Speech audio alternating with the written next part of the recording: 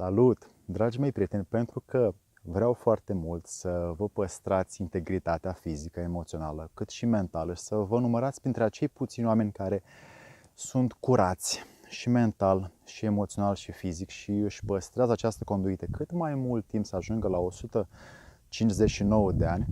Încep astăzi o miniserie de doar 3 videouri care se desfășoară prin vindecarea mentală, emoțională și fizică.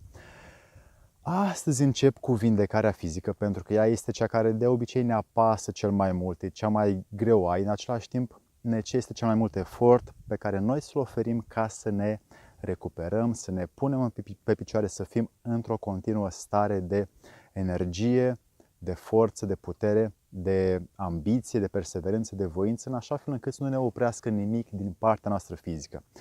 Dar cum să ne vindecăm fizic și cum să ne păstrăm această conduită minunată, ca și soarele care oferă lumină nouă în fiecare zi, să avem putere să facem lucrurile pe care vrem să le facem în viață, să-i dăm drumul.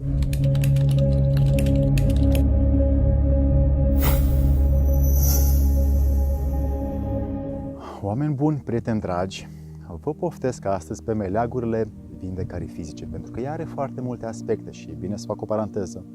Nu sunt doctor, nu sunt licențiat în medicină și nu practic vindecarea decât în anumiți pași, la un anumit nivel la care știu să o fac, dar nu sunt un om care să lucreze ca domeniul zilnic în așa ceva. Și niște lucruri vi le spun cu mare drag și cine vrea să le verifice ca să observe o schimbare înăuntrul său. Partea noastră fizică are niște procese, niște reacții chimice și fizice care, dacă le înțelegem, atunci o să fie mai ușor să ne păstrăm integritatea interioară a organelor și să dăm mitocondriilor, adică uzinea de energie a celulei, mai multă forță, să fie activă, să trăiască mai mult, să se dividă mai mult și să fim mai sănătoși. 1. Curăță corpul de chimicale. Dacă reușești să faci acest lucru, apoi o să te simți mai viu, mai energic și o poți face prin oțet. Poți să pui 2 linguri de oțet în apă, cum făceau bunicuțele noastre acum 100, 200, 300 de ani pe meleagurile din estul Europei, cât și în Asia, puneau oțet ca să fie mamă bine la burtică. Da? Ele știau că oțetul curăță și aruncă chimicale dinăuntru. Atunci nu erau chimicale, acum sunt. Ele o făceau pentru că mâncau foarte mult gras, mâncau foarte multă carne pe vremea aia și se curățau cu oțet. Acum 2 lingurițe de oțet, au 10 grame, o linguriță are 5 grame, te fac să scoți repede, să detoxifiezi natural de elementele chimice care le luăm din mâncarea procesată. Poți să te mai cureți cu bicarbonat, o linguriță de bicarbonat pe zi are 4-5 grame, poți să pui în paharul ca să dezolvi. Iarăși cu argilă mai merge să te cureți natural.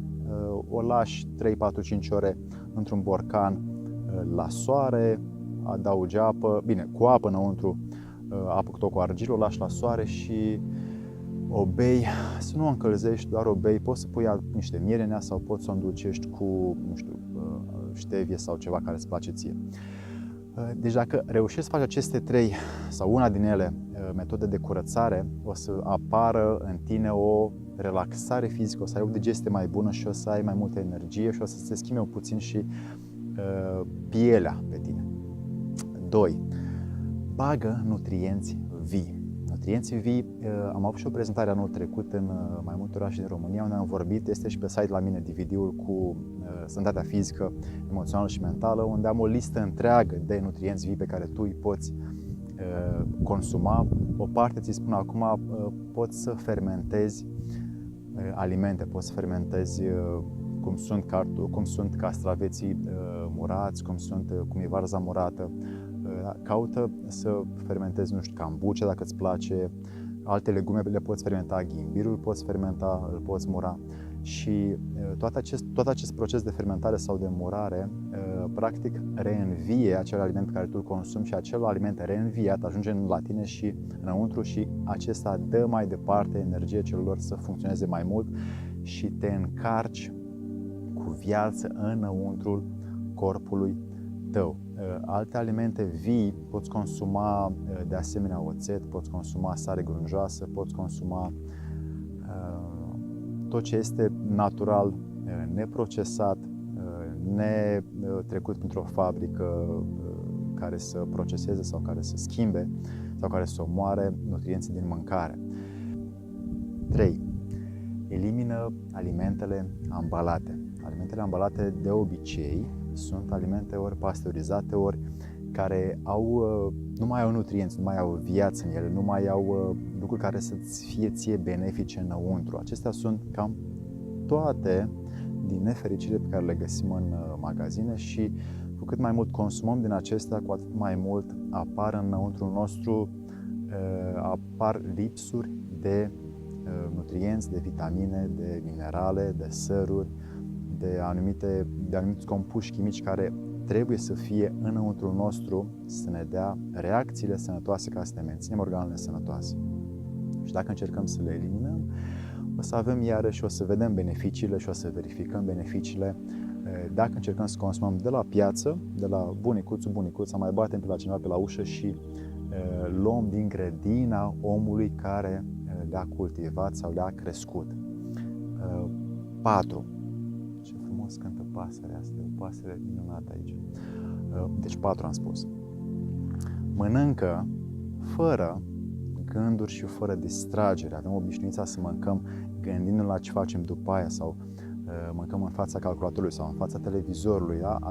Acest tip de hrană, ca și câinele care vede o bucată de o halcă de carne și își bagă colții în ea și nici măcar nu judecă că o înghite, așa facem și noi uneori, ne grăbim atât de mult să mâncăm ca să facem următoarele task-uri pe care le avem de făcut în viață, încât uităm să ne bucurăm de gustul mâncării și uităm să nu mai fim atenți la nutrienții care intră în noi și care practic ne dau viață înăuntru nostru.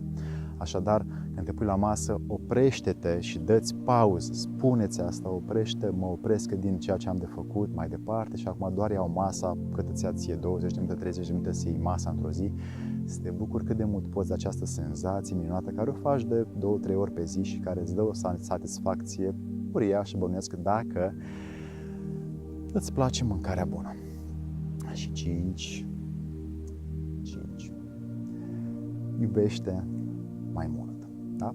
Pentru că iubirea, atunci când te îndrăgostești, ai verificat chestia asta foarte bine, sunt sigur de acest lucru, când te îndrăgostești apare o anumită energie în tine pe care dacă o ai, te vindeci repede cam de orice. Da? Orice vindecare, asta se știe din moși strămoși, științific, acum sunt chiar filme și pe YouTube unde oameni care oferă foarte sau dăruiesc foarte multă dragoste, sentiment, afecțiune unui alt om, îl pot vindeca pe celălalt foarte repede. Așadar, tu ai de făcut asta cu tine însuți sau însăți, pentru că nimeni nu știe sigur dacă o să o facă cu tine, dacă o să te iubească atât de mult încât să te vindece.